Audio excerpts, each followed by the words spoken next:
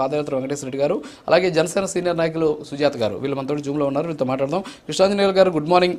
So ఓవరాల్గా చూస్తే ఒక నెయ్యికి సంబంధించినటువంటి అంశంలోనే కేజీకి 25 రూపాయలు లంచం కావాలని చెప్పేసి ఒక టీటీడీ చైర్మన్కి సంబంధించినటువంటి సన్నిహితుడు, అలాగే ఆయనకి పిఏగా ఉన్నారట ఆయన. సో ఆయన డిమాండ్ చేశాడు. ఇవ్వకపోయినందుకు ఏదైతే నెయ్యికి సరఫరా చేసేటటువంటి సంస్థను బ్లాక్ లిస్ట్లో పెట్టాలని ఒత్తిడి చేశాడు. ఆ తర్వాత దాన్ని బ్లాక్ లిస్ట్లో పెట్టిన తర్వాత మళ్ళీ జరిగిన రీటెండర్స్లో పాల్గొని ఇంకో కంపెనీ 136 రూపాయలు అదనంగా కోట్ చేసింది. ఆ 136 రూపాయల లెక్కన 25 రూపాయల లెక్కన వీళ్ళకి ఇచ్చినటువంటి పరిస్థితి. 50 లక్షల వరకు ఆయన తీసుకున్నాడు, ఆయన ట్రాన్సాక్షన్స్ చూస్తుంటే అని చెప్పేసి సిటీ చెబుతూ ఉన్నటువంటి పరిస్థితి. అంటే ఈ వెంకటేశ్వర స్వామికి ఎటు చూసినా సరే ఈరోజు నష్టం వాటిల్లే విధంగా ఆ రోజు తీసుకున్న నిర్ణయాలు కావచ్చు, అంతేకాకుండా నిర్ణయాల తాలూకా జరిగినటువంటి అక్రమాలు ఏమన్నా ఉన్నాయనుకోవచ్చా? అసలు ఈ ఒక్క కేస్ స్టడీ అంటే చిన్న అప్పన్న అనేటటువంటి ఒక వ్యక్తి నెయ్యికి 25 రూపాయలు కేజీకి ఇవ్వాలి అని చెప్పేసి డిమాండ్ చేసినటువంటి అంశాన్ని పట్టుకొని ఇదంతా కూడా వ్యవస్థలోనే ఇలాంటి లోపాలు ఉన్నాయా, ఈ వ్యవస్థ అంతటి కూడా ఇలాంటి అక్రమాలు వ్యాపించి ఉన్నాయని అనుకోవచ్చా, లేకపోతే ఇది కేవలం నెయ్యి వరకే పరిమితం ఉందని అనుకోవచ్చా సార్ మనం? రాజుగారు నమస్తే, ప్యానల్ మెంబర్స్ అందరికి కూడా నమస్కారం. మా ఆంధ్రప్రదేశ్లో కూటమి ప్రభుత్వం అధికారంలోకి వచ్చిన తర్వాత ఈ 16 నెలల కాలంలో ప్రధానంగా మొట్టమొదటిగా వైసీపీ ప్రభుత్వ హయాంలో జరిగినటువంటి కుంభకోణాల్లో కీలకమైనటువంటి కుంభకోణంగా బయటకు వచ్చినటువంటి అంశం తిరుపతి లడ్డూ ప్రసాదంలో ఆవు నెయ్యి ఏదైతే ఉపయోగిస్తారో దానికి సంబంధించినటువంటి కల్తీ వ్యవహారం ప్రధానంగా వెలుగులోకి వచ్చింది.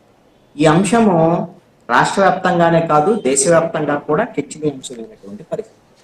ఎందుకు అంటే వెంకటేశ్వర స్వామి భక్తులు దేశవ్యాప్తంగాను ఇతర దేశాల్లో కూడా కోట్లాది మంది భక్తులు ఉంటారు. తిరుపతి లడ్డూ ప్రసాదానికి సంబంధించినటువంటి వ్యవహారం చాలా నమ్మకాలతో కూడుకున్నటువంటి అంశం.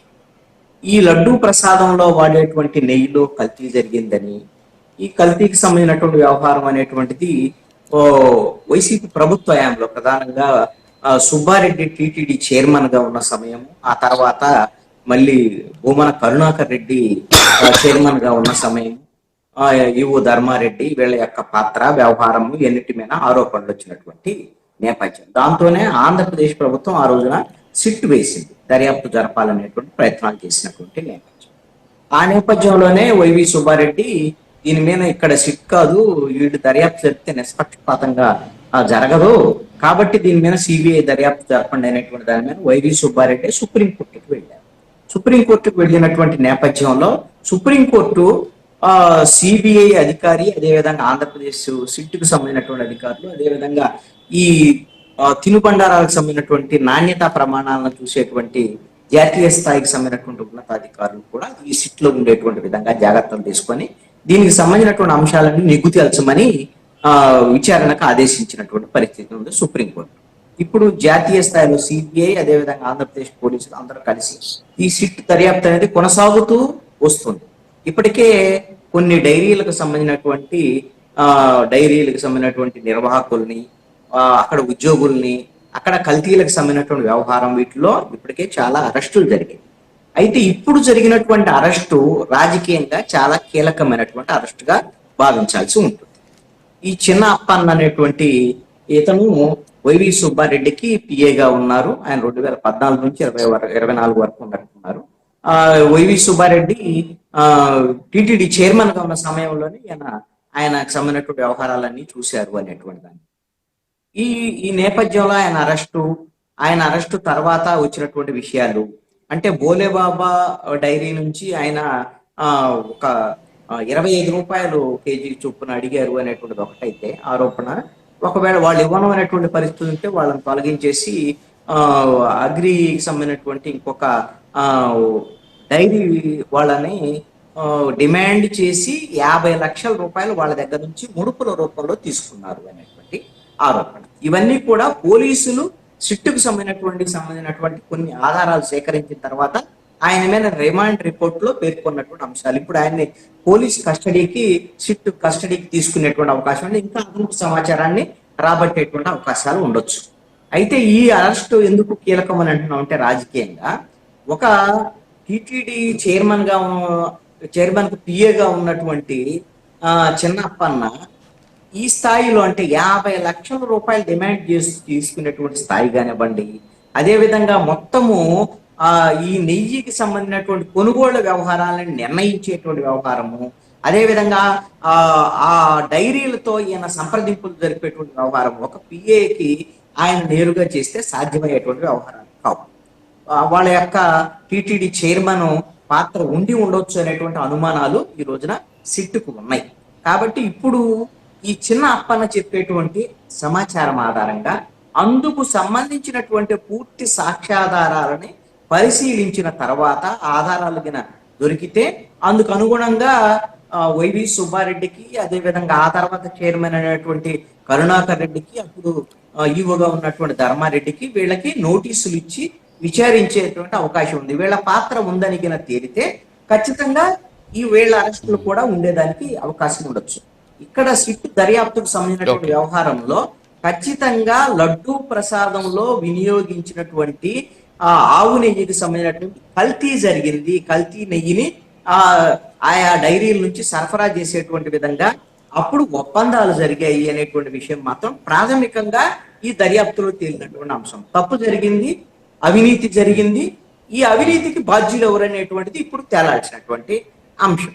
ఇప్పుడు దీనికి సంబంధించినటువంటి వ్యవహారంలో కేవలం అప్పన్న చెప్పినటువంటి విషయాల వరకు ఆయన 2 రకాల వాదనలో తీసుకొచ్చినప్పుడు వైఎస్ఆర్ కాంగ్రెస్ పార్టీ ఇంకొక వీడియో కూడా రిలీజ్ చేసింది. రిమాండ్ రిపోర్ట్ లో 50 లక్షలకు సంబంధించినటువంటి వ్యవహారం ఎన్ని పోలీసులు ఇచ్చేస్తే వైఎస్ఆర్ కాంగ్రెస్ పార్టీ అప్పన్న ఒక సెల్ఫీ వీడియో రిలీజ్ చేశాడు.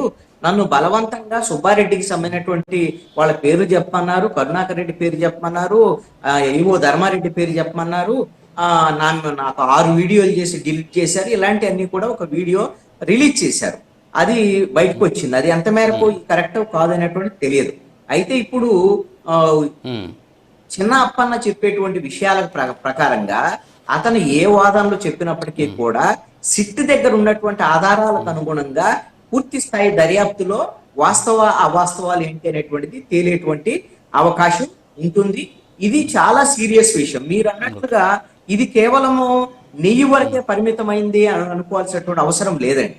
ఖచ్చితంగా నెయ్యి, అదేవిధంగా దాంట్లో వాడేటువంటి ఇతర యాలుక్కలు కానివ్వండి, లేకపోతే మిగతా సంబంధించినటువంటి ఏవైనా సరే దాంట్లో వాడే పదార్థాలు కానివ్వండి, అదే విధంగా టిటిడి కొనుగోలు చేసేటువంటి పప్పులు, ఉప్పులు, పంచదార, మిగతా అన్నిటికి సంబంధించినటువంటి వ్యవహారాల్లో కూడా అసలు ఈ కొనుగోళ్లకు సంబంధించినటువంటి కమిటీలో ఉండటం అనేటువంటిది టిటిడి పాలక మండలిలో అది చాలా ఇంపార్టెంట్ గా భావిస్తారు అనమాట. ఎందుకయ్యానంటే వీళ్ళకి ఈ కొనుగోళ్లు ప్రతి దాంట్లో డబ్బులు వచ్చేటువంటి పరిస్థితి ఉంటుంది. అందరూ అనుకుంటారు దేవుడు అంటే భయపడతారు, ఎవరు కూడా అవినీతి చేయరు అనేటువంటి దాని అందరూ అనుకుంటారు. కానీ ఈ రోజున టీటీడీలో జరిగేటువంటి పరిణామాలు మీరు తిరుపతి కేంద్రంగా రిపోర్టింగ్ చేసినటువంటి పరిస్థితి ఉంది. కాబట్టి మొత్తం అక్కడ తలనీలాలు దగ్గర నుంచి, కొనుగోలు దగ్గర నుంచి, రూముల కేటాయింపు దగ్గర నుంచి, అదే విధంగా దర్శనాల దగ్గర నుంచి మొత్తం కరప్షన్ అనేటువంటిది ఇది వైఎస్ఆర్ కాంగ్రెస్ పార్టీ ప్రభుత్వంలో మొదలైంది ఏం కాదు. అంతకు ముందు ఉండి ఇప్పుడు 16 నెలల కాలంలో ఈ ప్రభుత్వంలో కూడా ఇప్పుడు పాలక మండలిలో కూడా ఇలాంటి అవినీతి కార్యకలాపాలు జరుగుతూనే ఉన్నాయి. ఇది నేను ఊరికే ఆరోపణ చేయట్లేదు. ఆంధ్రజ్యోతిలో అనేకమైనటువంటి కథనాలు ఈ 16 నెలల కాలంలో జరిగినటువంటి పరిణామాల మీద కూడా ఈ ప్రభుత్వానికి మద్దతు ఇచ్చేటువంటి ఆంధ్రజ్యోతిలో కూడా కథనాలు వచ్చాయి. దీనికి ప్రధానమైన కారణం ఒకటే గారు, ఏమిటి అంటే ఎప్పుడైతే ప్రభుత్వాలు అదేవిధంగా రాజకీయ పార్టీలు పాలక మండలకు సంబంధించినటువంటి నియామకాలు, రాజకీయ నియామకాలు చేస్తున్నారో